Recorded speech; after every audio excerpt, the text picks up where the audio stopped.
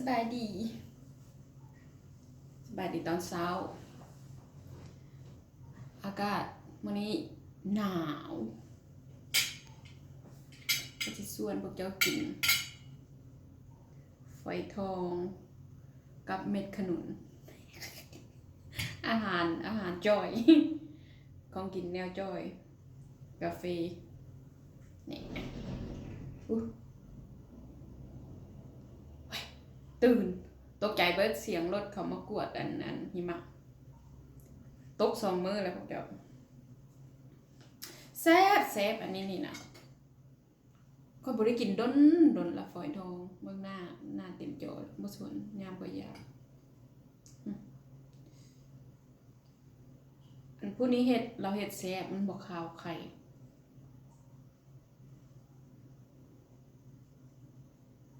อันค่อยไปกินของไผบ่แม่นของไผค่อยซื้อมากินแล้วมันข้าวไข่แล้วก็บ่คิดยากเนาะ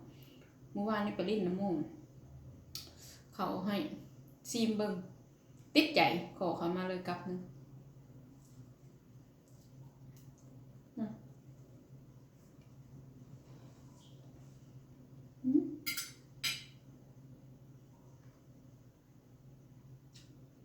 แต่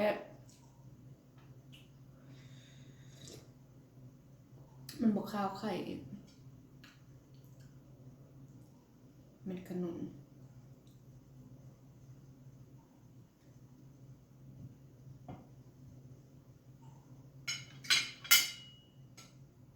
ดนไว้ถึงจะแซ่บปะแซ่บเนาะเราจะเห็นฝอยทองเขามาตกใจเขามากวดอันนั้นสนุนมุ่นเมิดละหนทาง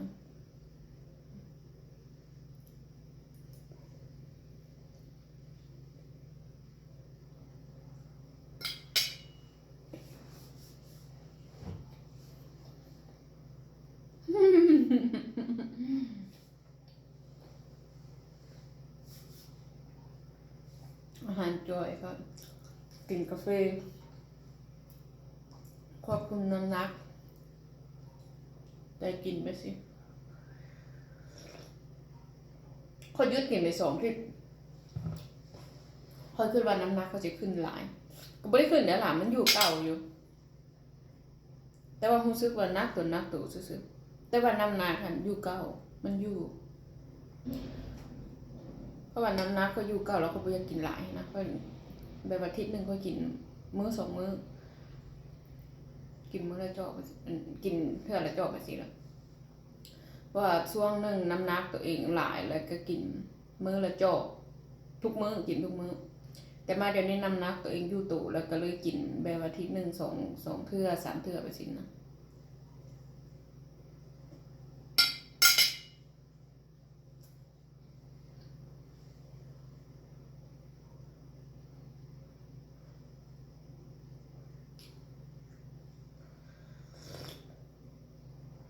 แซ่บได้บ่เก่าอันนี้เนาะ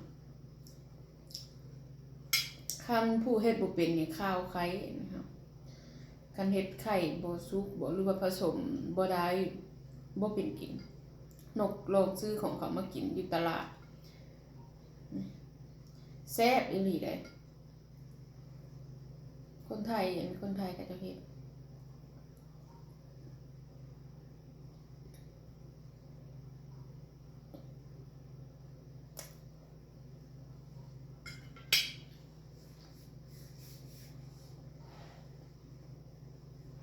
อาหารจ่อยล้วนๆนะ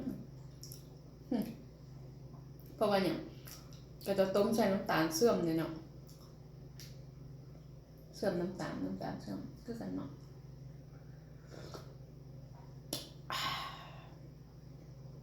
แซ่บเข้ากันกินกับกาแฟพวกเจ้าเอาต้นไหนพวกเจ้าต้นนี้ปะ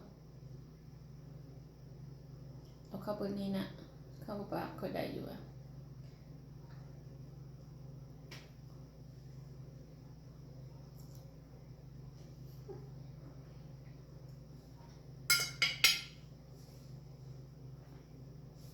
บ่ฮู้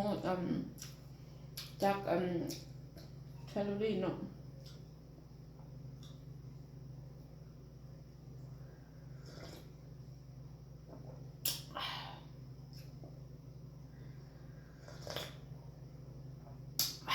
ไปแล้วพวกก็5 นาทีครึ่งละจะคิดว่าเขาจะกินเมอร์ตี้บ่แล้ว เพราะว่าอย่าง มันหลายปูก็เอามาสู้ซื้อๆแต่ว่ากิน2-3 วันแล้วก็จะเก็บไม่กินเมื่อใหม่นี่เซ